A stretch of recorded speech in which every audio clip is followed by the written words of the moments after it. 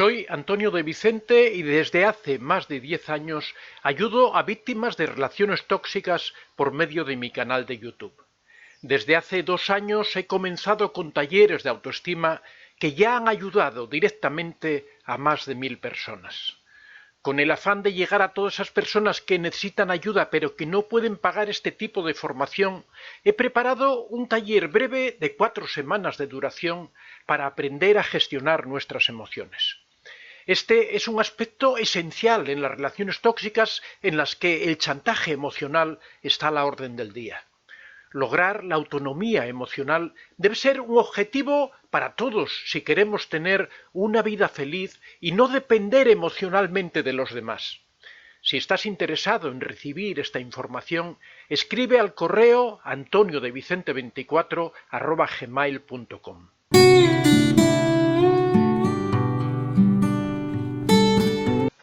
Hoy vamos a hablar de la disonancia cognitiva, pero yo también quería introducir otro tema que es la distorsión cognitiva, para diferenciarlos y entender bien por si en algún momento aparece la expresión distorsión cognitiva en alguna conversación, en alguna de las charlas que hacemos aquí, que sepáis diferenciarla de la disonancia cognitiva y sepáis realmente a qué nos estamos refiriendo cuando hablamos de esos términos, ¿no? Entonces vamos a pasar, en principio, vamos a hablar de la disonancia cognitiva. Y la disonancia cognitiva es de una forma muy sencilla, es cuando hablamos de una manera y pensamos de otra. Por ejemplo, cuando decimos que el tabaco es dañino, que el tabaco provoca cáncer y sin embargo nosotros somos fumadores. Por ejemplo, yo recuerdo cuando yo era niño que normalmente los médicos, los doctores fumaban en su consulta y sin embargo le decían a los pacientes que no se podía fumar porque el fumar era perjudicial para la salud y les prohibían fumar mientras ellos en ese momento estaban fumando en la consulta. Evidentemente ese doctor tenía que tener una fuerte disonancia cognitiva porque estaba diciendo una cosa y estaba practicando otra. Eso crea una incongruencia, una contradicción en la persona que provoca que esa persona no tenga claros los conceptos y le provoque algún tipo de inseguridad, ¿no? Por ejemplo, se da una disonancia cognitiva cuando una persona que es fumador decide dejar de fumar y de repente vuelve a recaer en el hábito del tabaco y entonces se justifica diciendo cómo se produce esa disonancia entre lo que uno quiere, lo que uno desea y al final lo que uno hace arrastrado por las circunstancias, pues es normal que las personas que recaen en el hábito digan, bueno, en total vivimos 4 días, no vamos a estar privándonos de todo, ¿no? Esto también lo dicen las personas que beben en exceso.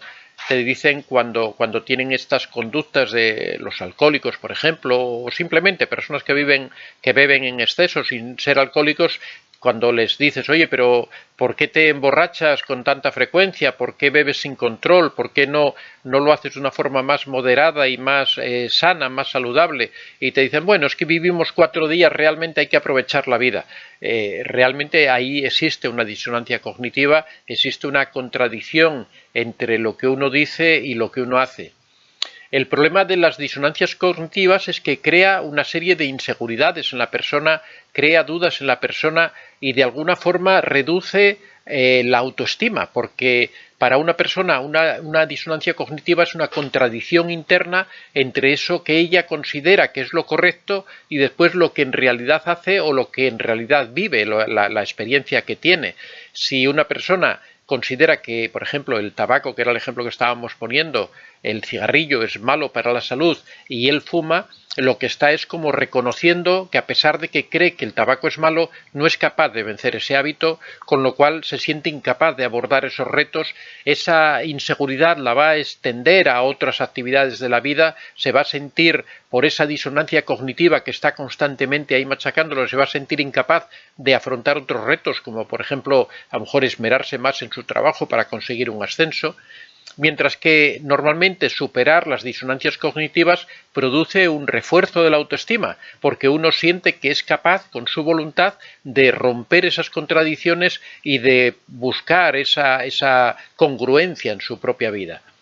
En el caso del narcisismo, por ejemplo, se da una disonancia cognitiva, por ejemplo, cuando una persona está dentro de una relación, está siendo maltratado, está viviendo los abusos cada día, está padeciendo todo ese maltrato que provocan los narcisistas de constantes faltas de respeto, de constantes minusvaloraciones, de un trato vejatorio.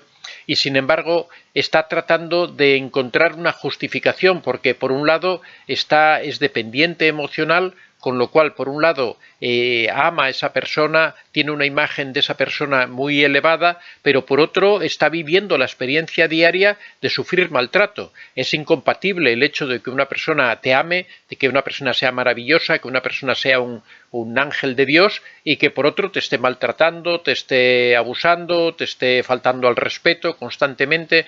Entonces, ¿qué es lo que hace la víctima del narcisista? Busca explicaciones. Busca explicaciones que crea en el momento, por ejemplo, busca tratar de justificar esos abusos o esos malos tratos en el sentido de que la persona tiene problemas en el trabajo, de que la persona tiene un carácter que no es culpa de él, sino que nació de esa manera y tiene ese carácter explosivo que hace que sea violento, al menos emocionalmente, que vive una situación de tensión y de estrés por problemas económicos, que tiene dificultades con los bancos, que lo llevan a que no pueda tener un carácter relajado, a que no pueda tener una relación relajada porque él vive en un perpetuo estrés. Todo esto no son más que justificaciones que se va creando la víctima para tratar de explicar por qué continúa con esa persona, por qué sigue con esa persona cuando aprecia que existe maltrato, cuando trata de interpretar que esa persona la ama, que esa persona la quiere, que esa persona la adora. Si quieres ampliar información sobre el tema del narcisismo, tienes a tu disposición en Amazon mis libros. Cómo reconocer a un narcisista, en donde damos una descripción precisa de este perfil. El contacto cero, que es la técnica definitiva para alejarse de un narcisista. La piedra gris, la polémica técnica para convivir con un narcisista. La madre narcisista y una explicación de las secuelas que dejan en sus hijos y que arrastran a lo largo de su vida, y la dependencia emocional, doloroso trauma muchas veces provocado por el narcisista. Puedes encontrar todos estos libros en Amazon escribiendo en el buscador Antonio de Vicente. En algunos casos la disonancia cognitiva también puede ser bueno, porque cuando uno se da cuenta de que existe esa disonancia cognitiva, se da cuenta del problema que tiene. Por ejemplo, en el caso de la persona que convive con un narcisista, en el momento en que se da cuenta de que existe esa disonancia cognitiva, es el primer paso, cuando ve que existe esa contradicción entre lo que ella piensa y lo que realmente está ocurriendo. Cuando se da cuenta de que ese enamoramiento que tiene no se corresponde con el maltrato que está recibiendo, es cuando se plantea esa relación, si es correcta o no es correcta. Eso va a llevar a la víctima a una reflexión acerca de la situación en la que está, acerca de si el procedimiento, la forma en la que está estableciendo esa relación es correcta. Todo eso lleva a una introspección, a una reflexión personal que al final termina siendo la que impulsa a las personas a romper las relaciones, cuando tratan de buscar esa congruencia personal, cuando tratan de decir, no, yo no puedo vivir en una situación, esta persona no me puede amar porque nadie que ama trata así a una persona. Cuando empieza a darse cuenta de que realmente existen esas contradicciones entre lo que ella se imaginaba y lo que es la realidad, en el momento que empieza a ser consciente de eso, es el momento en que empieza a encontrar soluciones, es el momento en que empieza a encontrar la fuerza para dar el paso y alejarse del narcisista. Mientras viva inmersa en esa disonancia, no va a ser capaz de salir de ahí. Por eso siempre decimos que es muy importante lo de llevar un registro de todas esas cosas, llevar un diario en donde se van anotando las cosas, porque eso nos refleja perfectamente esa disonancia que existe.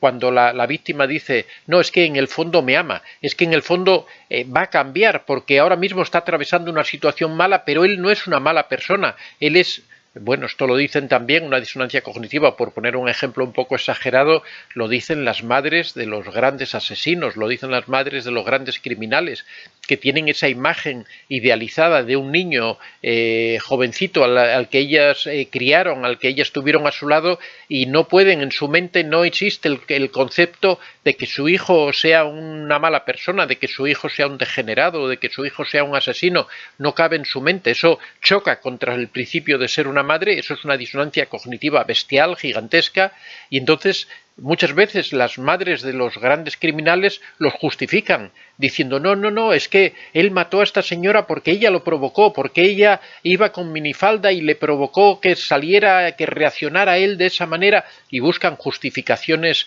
absolutamente fantasiosas para tratar de explicar lo inexplicable, que es que su hijo posiblemente sea un psicópata y haya cometido el crimen porque era un psicópata. Sin embargo, como ellas tienen esa imagen de ese niño bondadoso, ese niño que ellas criaron, y lo ven como un niño, lo ven como tal, no pueden concebir que ocurra eso.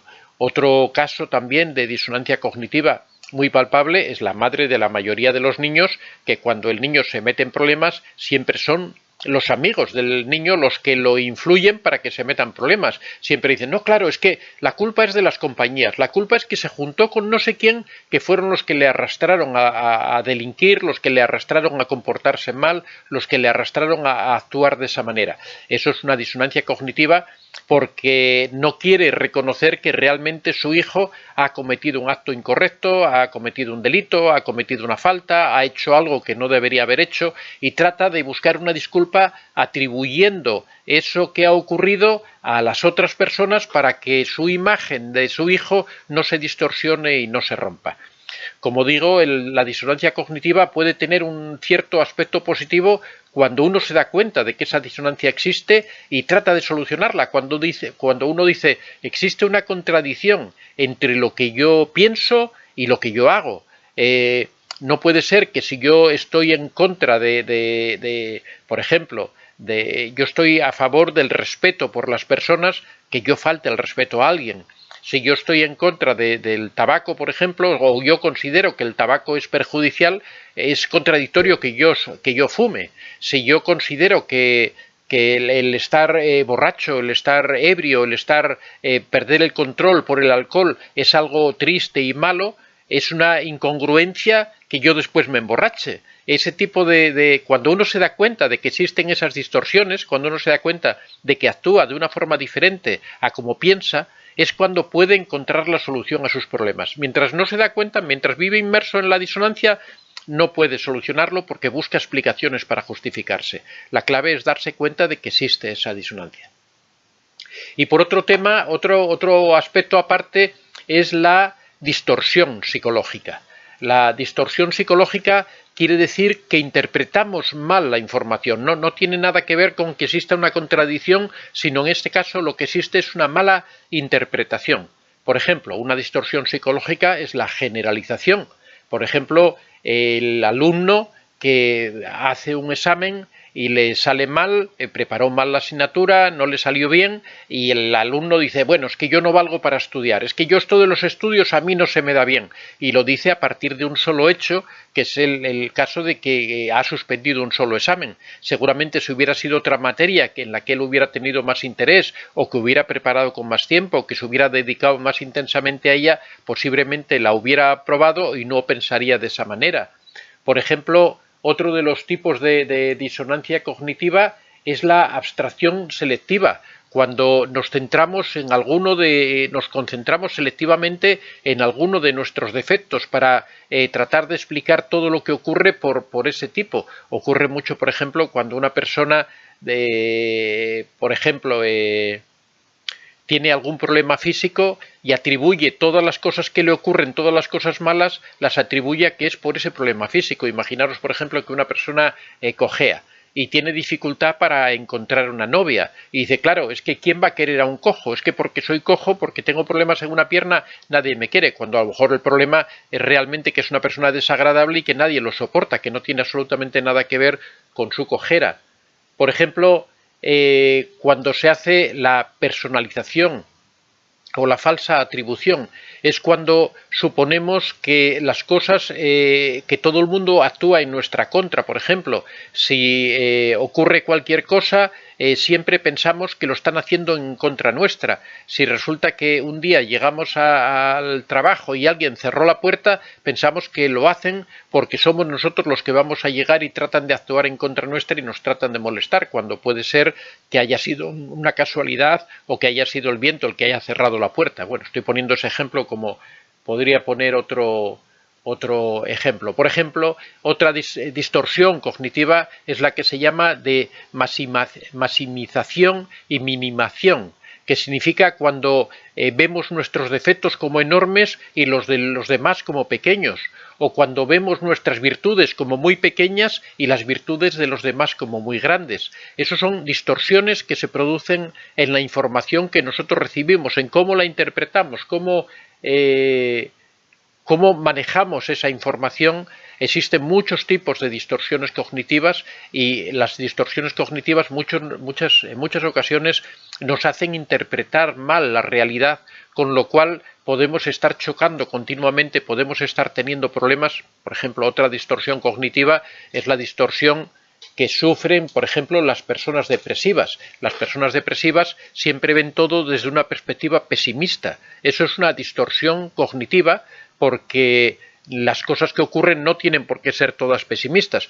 Si un día hay viento, pues lo ven como algo malo. Si un día hace un día precioso de sol, piensan que es malo porque hace mucho calor. Si un día está lluvioso, piensan que es malo porque está lloviendo. Todo lo que ocurre siempre lo ven desde esa perspectiva pesimista, siempre lo ven las típicas personas que cuando hace calor se quejan del calor, cuando hace frío se quejan del frío. Eso es una distorsión cognitiva, porque están interpretando todo desde una perspectiva, desde una postura personal, e interpretándolo como que esa situación les perjudica, cuando por ejemplo puede ser muy bueno que llueva, cuando por ejemplo como ahora que hay una situación de sequía, al menos aquí en España, y la lluvia es muy buena. Si una persona lo interpreta de una forma negativa, pues está distorsionando la información. Esto es más o menos la diferencia que existe entre distorsión cognitiva, que es un fallo de información, y la disonancia cognitiva, que es una incongruencia que se produce entre aquello que nosotros pensamos, aquello que nosotros queremos y la realidad que estamos viviendo. Cuando no existe esa congruencia en nuestro interior, nosotros tratamos de solucionar esa incongruencia inventándonos disculpas. El caso que poníamos de la víctima del narcisista que tiene dependencia emocional, como no se puede alejar del narcisista porque tiene esa dependencia, porque necesita estar a su lado, entonces trata de justificar esas conductas perpetradoras, esas conductas dañinas, esas conductas tóxicas del narcisista, trata de justificarlas buscando excusas, pensando que va a cambiar, que eso se va a solucionar, pensando que detrás de todo eso hay una buena persona, pensando que realmente el verdadero narcisista es el que conoció cuando se enamoraron, y no reconociendo que eso duró 4 días y a partir de ahí todo fue maltrato durante años y años, y aún sigue con la ilusión. Esa es la disonancia cognitiva.